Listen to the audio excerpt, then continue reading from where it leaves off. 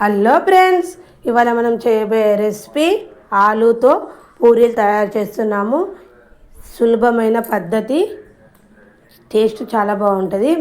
ఒక బౌల్ తీసుకొని 2 కప్పుల గోధుమ పిండి తీసుకోవాలి.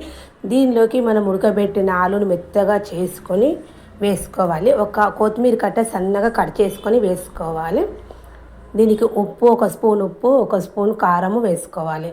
వేసుకున్న తర్వాత ఒక హాఫ్ స్పూన్ మసాలా పొడి, హాఫ్ స్పూన్ ధనియాల పొడి, హాఫ్ స్పూన్ జీలకర్ర పొడి 3 వేసిన తర్వాత ఒకసారి ఆలూకి అనేది మసాలా అంతా పిండికి అనేది బాగా పట్టేటట్టు ఒకసారి పొడి పిండిని బాగా కలుపుకున్న తర్వాత దీనిలోకి మనం కొంచెం వాటర్ పోసుకుంటే పిండి ముద్దలాగా కలుపుకోవాలి. ఇలా కలుపుకున్న పిండి ముద్దకు కొంచెం నూనె అనేది రాసుకొని ప్రెస్ చేస్తూ బాగా కలుపుకోవాలి. మూత పెట్టి ఒక 15 మినిట్స్ నాననివ్వాలి. 15 మినిట్స్ తర్వాత మనకు పిండి అనేది బాగా నానిపోతుంది.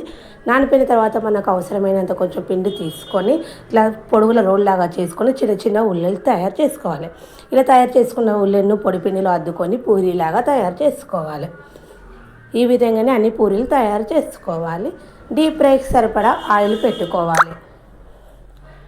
ఇలా తయారు చేసుకున్న పూరీలను మనము డీప్ ఫ్రైకి సరిపడా ఆయిల్ పెట్టుకున్నాం కదా, ఒక్కొక్క పూరి తీసుకుంటూ ఆయిల్లో వేసుకొని గోలించుకోవాలి. ఆయిల్ అనేది బాగా కాగాక సిమ్లో పెట్టుకొని గోలించుకుంటే మనకు పూరి అనేది బాగా పొంగుతుంది. టేస్ట్ మాత్రం చాలా బాగుంటుంది. వీడియోలో చూపిన విధంగా చేసుకోండి.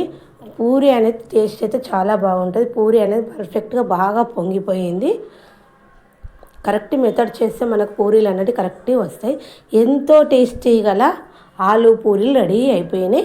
మీరు ఒకసారి ట్రై చేసి చూడండి. ఓకేనా? Bye friends. చాలా ఈజీగా చేసుకోవచ్చు. ఎప్పుడు మనం ఒకేలాగా చేసుకునే బదులు ఇలా డిఫరెంట్గా చేసుకుంటే చాలా బాగుంటుంది.